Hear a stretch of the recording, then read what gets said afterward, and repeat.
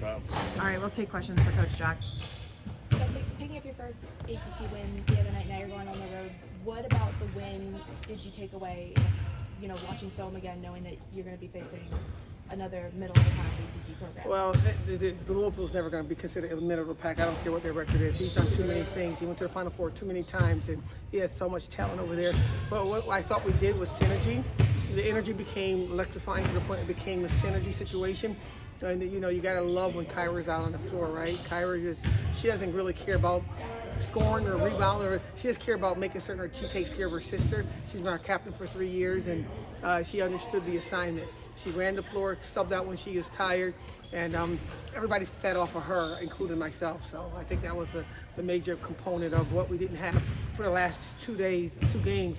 Her not playing those 2 games, her not playing against Notre Dame. I just wish I had those games back to see how good we could really be. But everybody goes through it, right, including us, and so we're not the special team. And so the things we go through is what he's taken us through so we can become different in the way that he sees fit. And you mentioned this team has been working on mental tenacity, being able to continue to kind of build their mental strength throughout this season. How important was it for that mental tenacity journey to go from the overtime loss against SMU to picking up the first win? It's not about the loss or the win, or winning by 1 or winning by 3 or losing by 2. It's about the discipline of the game, the ability to make a mistake defensively, and then we get the ball and you run down the floor as if it wasn't you. Make a mistake offensively, get back on defense as if it wasn't for you, wasn't your mistake. That's called the microcosm of life, right? And that's what we teach our young people. It's like everything we do on this court, in 30, 40 years, you're going to look back and reflect back and say, oh, I get that piece. I got my players from Hofstra contacting me saying, Coach, I remember you said this. I remember this is what I'm doing in my life right now, and you're the reason, and giving me an opportunity to feel like what I'm doing is I'm stacking the days of helping our young people become better equipped for the real world. Where have you seen the most growth from your team? You mentioned them growing this first part of the season. Surrendering to the system. Just surrendering to, I don't really know what I'm doing. I don't really know what coach is talking about. Let me just surrender to the system. Let me surrender to what we're talking about and see how it fits. Because if I'm wrong, I'm going to be the first one to say, oh, you know what? You guys surrendered, and that was a crazy. I say put a 1-1-1-1-3 out there, and that was silly. And that's so many people, right? And so let me fail you. But give me a chance to coach you, something I've been doing for 37 years. And I might not do the right thing, but if we all wrong together, we can all be right.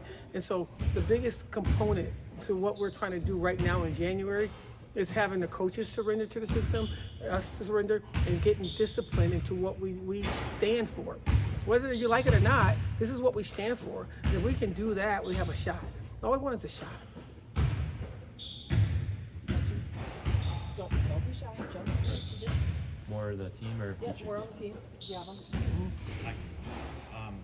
Kind of building off what she said, coming off the win over Miami, how big would it be to build off that momentum with the win over Louisville? Well, you know what? We win every 5 minutes, and we're going to win if we go out there and give it our best effort, and that's the beauty of playing for me. I used to run a basketball camp, say no to drugs in the community when I worked for the Housing Authority, and we didn't keep score. Because everybody in the world is going to tell you you're good or you're bad, you're this or that. And that's what and I know it's my job, and it's going to be the reason why I stay here or not, whether I be fired, because you got to win games, right? But more important, when you're working with young people from 17 to 22, 23 years old, you got to help them understand you can win in small increments. And I value your win these 5 minutes. I value your win this 10 minutes. I value your win up to halftime. Let me value your win in the next 5 minutes. What does that mean? Give me your best effort. Give me your love for your passion of this game. And whatever comes out of that, let it come what may. And I'm gonna be able to say, you're not gonna live with that, because my mirror is gonna tell me everybody's giving their best effort. We haven't had our best efforts yet on a consistent basis as a team. We're fighting hard to get those kind of wins. And we get those kind of wins with Kyra giving us her best, Georgia, Sophie, and Dom and all. I guarantee you the score is going to say we were victorious. Any more questions about this week's opponents? If not, you guys can jump in about your individuals. I have one You more. have one more? Coach, how do you hope to develop defensively, especially now playing in 2 different environments than home in the next 2 upcoming road matches? We've shown that we've grown defensively. We're giving up 85 points, and we held Florida State to 85. they average 98, right? And so no one's really holding anybody back. Even watching Maryland play Minnesota, they won 99-92. We're scoring the ball very well. And it's not that we're not playing great defense. Women are putting the ball in the hole now. With holding a feisty team like Miami to 61, and holding SMU 72, we scored one less, but that's a win. Defensively, we're getting better. Defensively, we're getting more disciplined, and we're just going to have to continue to get better incrementally as we go through January and touch in February. And then just one quick follow-up, completely different, but being able to coach in back-to-back years with players, like cementing their historic legacy here at Syracuse. Last season with the age of Bear, and then I know it was a couple games ago against SMU with Georgia getting their 1,000 point here.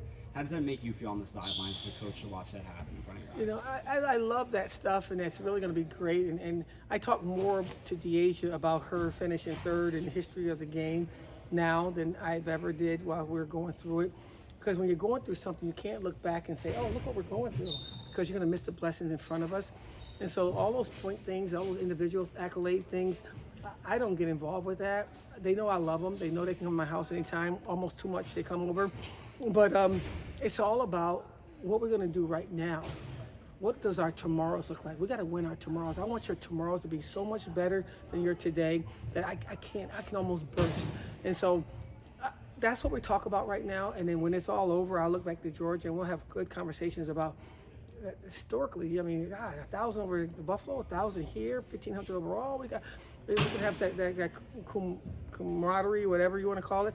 But right now, it's go time, because Louisville don't give a crap about what Georgia did individually. They're hoping that she's talking to me about that, so we can not be focused on our tomorrows. Thank you. All right, question specific.